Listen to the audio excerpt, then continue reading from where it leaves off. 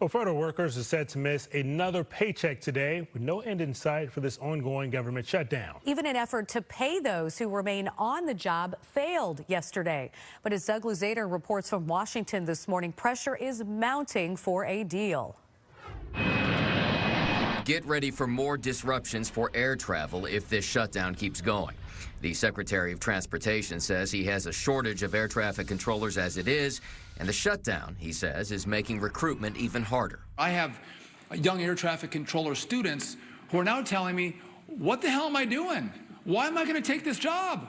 They're thinking about leaving the academy, smart young men and women, because they don't want to work for a system that won't pay them. The motion is not agreed to. The Senate failed to pass a limited plan yesterday to resume paychecks for federal workers like air traffic controllers who still need to be on the job. Tomorrow, federal workers will miss a full paycheck, thanks to Senate Democrats. That tomorrow is now today. And while 3 Democrats did sign on to the GOP plan, most did not, saying it would give the president too much leverage. We can't allow him to pick and choose the ones that he thinks deserve to be paid. They all should be paid because they're doing essential work. And the president, who heads to Asia today, blamed Democrats for rejecting efforts to reopen the government. They suffer, I guess it's Trump derangement syndrome, which I think is going down now as an official condition by the doctors.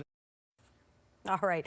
Of course, President Trump teasing about that. Doug Luzader live in Washington this morning. Good morning to you, Doug. So what do you think? Morning. Good morning. What do you think was the biggest issue that Democrats had with the Republican effort to pay federal workers still on the job? Is it just they're not willing to budge on those health care subsidies? Is that it? Yeah, I think that's primarily it. I mean, they don't want to be in this uncomfortable position of having to turn down the opportunity to pay these essential workers that are still working without getting paychecks. They want to be able to continue to apply this pressure to the Trump administration to eventually get what they want, which is the extension of those Obamacare price supports that were supposed to be temporary under COVID. Obamacare prices have gone up significantly, so this is seen as probably a longer-term effort to bring those prices down. So absent that, Democrats are going to keep holding the line here, and they have been able to hold the line pretty effectively. I mean, they've had a couple of defections, but not many. And one more issue here. Food benefits could run out come November the 1st. So is there a plan covering for people who could lose this very significant resource?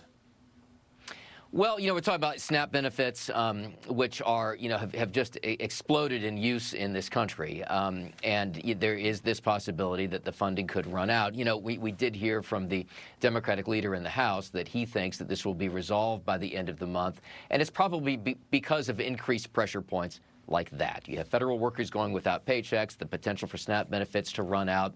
You have other issues coming to a head, including disruptions in air travel. All of this create pressure on lawmakers from constituents, Republicans and Democrats alike, to reach some kind of a deal here. All right, that is our Doug Luzader giving us an update this morning from Washington. Thanks again.